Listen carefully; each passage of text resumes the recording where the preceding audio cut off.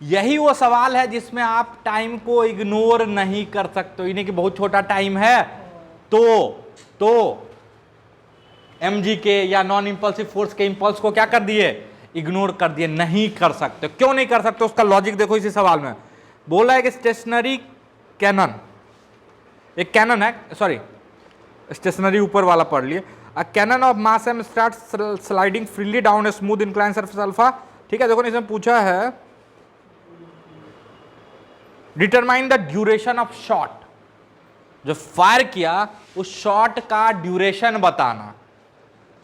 तो अब वो बोल रहा है कि ड्यूरेशन कैसा, फाइनाइट है। अरे सवाल में बोल दिया ना, that means you can't assume duration to be zero. समझ में आया? और अभी तक क्या करते थे, जब इंपल्सिव सिचुएशन होता था, विस्फोट वाला पार्ट, तो उसमें क्या करते थे, नॉन इंपल्सिव फोर्स को नेग्लेक्ट मार देते थे। ये बोल के नॉन इंपल्सिव फोर्स को नेग्लेक्ट नहीं मारते थे, नॉन इंपल्सिव फोर्स के इंपल्स को इग्नोर करते थे, क्योंकि impulse comes out to be F D T from 0 to delta T. अरे हाँ ना बोल। अब ये भी अगर 0 हो गया ऑलमोस्ट, तो इंपल्स क्या माना जा सकता है, अगर ये फाइनाइट टर्म, अगर ये फाइनाइट टर्म है तो इसका इंपल्स क्या हो जाएगा, ऑलमोस्ट 0।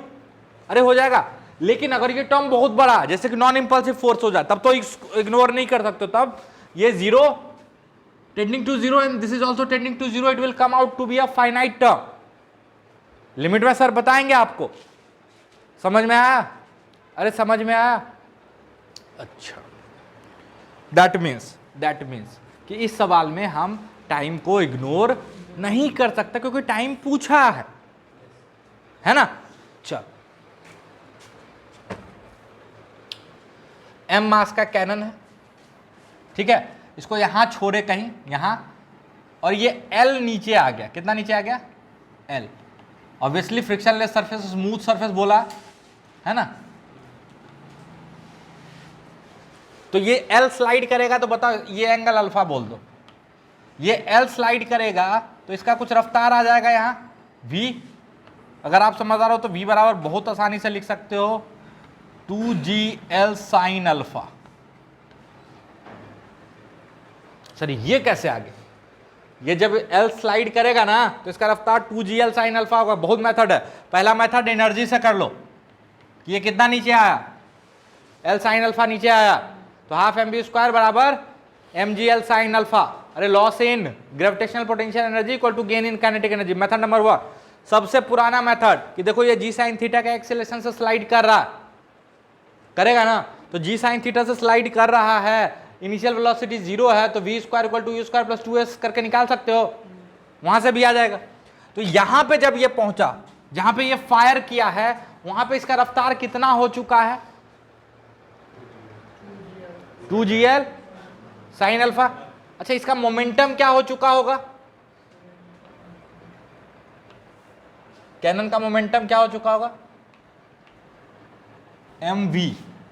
अरे हो चुका होगा, where m is the mass of cannon. अच्छा, फायर का मास 0 लगभग लेके चलना है ना, जो फायर किया उसका मास 0 लेके चलना, कोई दिक्कत, नेग्लिजिबल मास है, 0 नहीं, नेग्लिजिबल। तो जो फायर किया, जब ये फायर करेगा तो ये जो शॉट है, उस शॉट को इधर फायर किया कितने मोमेंटम से, तो बोला p मोमेंटम से किया, दिया हुआ सवाल में दिया हुआ, शॉट को कितने मोमेंटम से फायर किया, p मोमेंटम से हॉरिजॉन्टली। अरे समझ में आया? अच्छा, तो ये शॉट पे इधर फोर्स लगाया होगा, अरे है ना, तो शॉट भी इस पर झटका मारा होगा पीछे। अरे समझ में आया? शॉट भी इस पे झटका मारा होगा, और उस झटका के कारण इस डायरेक्शन में एक नॉर्मल लगा होगा जो इंपल्सिव है। नॉर्मल तो पहले भी लग रहा होगा, लेकिन वो जो झटका लगा होगा तो उसके कारण जो ये नॉर्मल होगा, वो नॉर्मल कैसा हो जाएगा, इंपल्सिव नॉर्मल हो जाएगा। कुछ नहीं समझ में आ रहा, मतलब उसके इंपल्स को इग्नोर नहीं कर सकते, समझ में आया? तो अगर इस शॉट और इस कैनन को हम सिस्टम ले लेते, ध्यान से सुनना, इस शॉट और इस कैनन को हम क्या ले लिए, सिस्टम ले लिए। तो इस सिस्टम पे एक्सटर्नल फोर्स गिनो, एक तो ये नॉर्मल ऐसे, और एक mg साइन अल्फा, अरे होगा, अरे mg कॉस अल्फा भी इधर होगा, तो उसको बैलेंस करके डायरेक्ट हम नॉर्मल लिख रहे हैं, कोई दिक्कत? अरे हाँ ना बोल, और इधर हो जाएगा mg कॉस अल्फा, लिख दो उसको, mg कॉस अल्फा, है ना? अच्छा, impulse in this direction equal to change in momentum in this direction, और impulse in this direction बराबर change in momentum in this direction, कुछ नहीं समझ में आ रहा। impulse in this direction बराबर change in momentum in this direction and impulse in this direction बराबर change in momentum in this direction, समझ में आया? y में हम impulse नहीं लिखते, इसको y मान लेते, इसको y मान लेते और इसको x मान लेते। पता है y में क्यों नहीं काम करेंगे? क्योंकि y में नॉर्मल इंपल्सिव, कैसा है? इंपल्सिव, और वो इंटरनल भी नहीं है, वो एक्सटर्नल नॉर्मल, अरे ना, सिस्टम का इंटरनल पार्ट नहीं है वो नॉर्मल, वो कैनन पे बाहर से लग रहा, इंक्लाइंड से, मतलब इसका इंपल्स अगर आप लिखने जाओगे तो मरोगे, अरे क्योंकि नॉर्मल का कोई वैल्यू आपको पता नहीं है ना, ये इंपल्सिव नॉर्मल है, अचानक से बहुत बड़ा होगा फिर छोटा हो जाएगा। कब तक बड़ा होगा? तो जब तक झटका लग रहा, जब तक फायर हो गया, डेल्टा टी टाइम तक उसको पुश करेगा पीछे और ये कैनन को आगे पुश करेगा, अरे है ना? हम ऐसा करते हैं, इस डायरेक्शन के लिए इक्वेशन लिख देते हैं, इंपल्स इन एक्स बराबर change in momentum in x, ये तो हम जानते हैं, अरे कंपोनेंट फॉर्म में ले लिया उसी को, कोई दिक्कत? इंपल्स इन एक्स बराबर change in momentum in x, x में सिस्टम पे एकमात्र एक्सटर्नल फोर्स क्या है? mg साइन अल्फा, अरे है, अरे भगवान है। अच्छा, सिस्टम को हम ड्रॉ कर लेते हैं इनिशियल और फाइनल थोड़ा सा। पहले सिस्टम ऐसा स्लाइड कर रहा था, कोई फायर वायर नहीं किया था, m मास था, और ये कितने से स्लाइड कर रहा था? v से। तो इनिशियल मोमेंटम x में क्या था? mv, अरे था, अरे था। बाद में जब फायर किया तो कैनन अपनी जगह पे रुक गया, मोमेंटरली बोला है इट स्टॉप्स, तो इसका तो मोमेंटम जीरो हो गया, अरे हो गया, और इसका मोमेंटम कितना है? p, इस p का दो कंपोनेंट, एक y में और एक x में, अरे अच्छा ये किसका मोमेंटम लिखे हैं? सिस्टम का इनिशियल मोमेंटम x में, और अब लिखते हैं सिस्टम का ये एंगल देखो, ये अल्फा, तो ये अल्फा, तो ये हो जाएगा p cos अल्फा। अच्छा, इसका मोमेंटम कितना है x में? जीरो, अबे ये रुक गया, कैनन रुक गया, तो सिस्टम का जो फाइनल मोमेंटम है x में वो क्या हो जाएगा? p cos अल्फा, अरे हो जाएगा। बहुत अलग से, बहुत प्यार से हम समझा रहे हैं। सिस्टम पे x में इंपल्स क्या है? mg sine alpha delta t। अरे इंपल्स क्या होता है?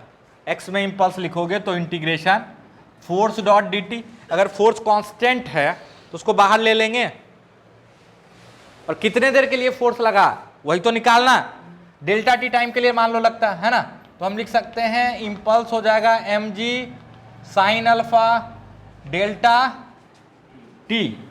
अच्छा, इसी डायरेक्शन को प्लस मान रहा है, तो इंपल्स इन x बराबर फाइनल मोमेंटम इन x p cos alpha minus initial momentum इन x m v। कोई दिक्कत? अरे हाँ ना बोलते जाओ भाई, कोई दिक्कत नहीं है। बस हम क्या किए हैं, impulse in a particular direction equal to momentum change in that particular direction. कोई दिक्कत? अच्छा, तो यहां से डेल्टा टी क्या आ जाएगा? p cos alpha minus m v।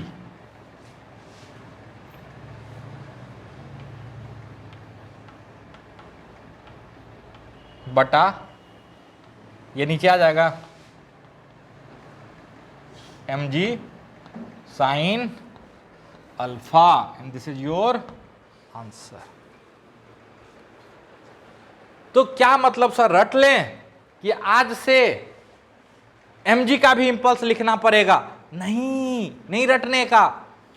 अगर किसी पर्टिकुलर सिचुएशन में टाइम नहीं पूछ रहा, ब्लास्ट का, जर्क का, तो उस केस में इन चीजों को बहुत छोटा लिया जा सकता है ना, झटके का टाइम या जंप का टाइम या ब्लास्ट का टाइम, ये सब कितना क्या लिया जा सकता है? छोटा। छोटा मीन जीरो लगभग। तो उस केस में हम कांस्टेंट फोर्स, ये जो छोटे छोटे फोर्सेस है, नॉन इंपल्सिव फोर्सेस है, उनका इंपल्स हम क्या कर देंगे? जीरो। बट वो भी रटने का नहीं, जब टाइम ही पूछ ले तो उस टाइम को जीरो नहीं ले सकते। यही फंडा है यहां पे।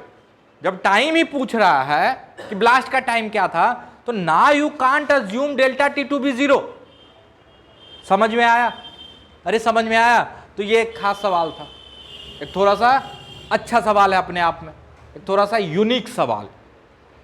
कोई दिक्कत? जिसमें हमको नॉन इंपल्सिव फोर्स का भी इंपल्स लिखना पड़ रहा है during impulsive situation, during impulsive. अरे ब्लास्ट का सिचुएशन है ना। समझ में आया? कोई दिक्कत? पक्का? तो जल्दी से नोट डाउन करो, ठीक है? उसके बाद कॉलिजन स्टार्ट करते हैं। हाँ, तो वाई में हम लिखे ही नहीं, नॉर्मल एक्सटर्नल होगा ना। ये कैनन और ये ब्लास्ट मेरा सिस्टम है, तो नॉर्मल तो जमीन लगाया होगा ना। ये इस पे जो जे लगाया होगा, वो इस पे जे लगाया होगा, वो तो इंटरनल हो जाएगा। लेकिन ये जो जब झटका लगा होगा कैनन पे, तो ये जमीन को पुश किया होगा ना, तो ये इंक्लाइन भी तो इस पे नॉर्मल लगाया होगा, तो ये नॉर्मल इंपल्सिव है ना। तो अब बोलोगे सही से नॉर्मल का इंपल्स क्यों नहीं लिखे? अबे तो नॉर्मल वाई में है ना, हम इस डायरेक्शन, ये इसके परपेंडिकुलर है ना, इसका कोई भी इफेक्ट इधर तो नहीं होगा। इसी दो वेक्टर जो एक दूसरे के परपेंडिकुलर हैं, एक दूसरे को अफेक्ट नहीं करते हैं। कहां पर है थे? प्रोजेक्टाइल मोशन में। आपके लिए वो प्रोजेक्टाइल था, मेरे लिए था सेपरेशन ऑफ एक्सिस। तो ये नॉर्मल का इस डायरेक्शन वाले इंपल्स से क्या मतलब?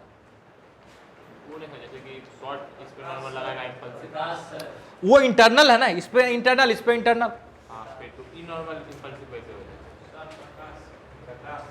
अबे जब ये इस पे झटका मारेगा, आप ऊपर ऐसे खड़े हो, ठीक है, आपको ऊपर से ठोक देंगे, तो नीचे वाला नॉर्मल कांस्टेंट रहेगा। अगर ये इंपल्सिव है और नीचे वाला नॉन इंपल्सिव रहा, आप धरती में छेद करके अंदर चले जाओ। अगर आप अंदर नहीं गए, मतलब वो भी नॉर्मल आपको बैलेंस किया, मतलब अगर ये नॉर्मल बढ़ा तो ये नॉर्मल भी बढ़ा होगा। समझ में आया? इसका सवाल समझ में आया कि सर ये नॉर्मल इंपल्सिव कैसे है? हमेशा इंपल्सिव नहीं है, हमेशा तो ये mg cos अल्फा के बराबर है, लेकिन during the time of blast, जब शॉट ये इस पे फायर करेगा, तो शॉट इस पे लगाएगा जे, उस जे का एक कंपोनेंट ऐसे और एक ऐसे होगा, तो ऐसे वाले को कौन बैलेंस कर रहा है? इधर से भी झटका लगा होगा, नहीं तो झटका इसको अंदर धक्का दे देता जमीन में। समझ में आया? समझ में आया? जल्दी से नोट डाउन करो, हर चीज को लिखो।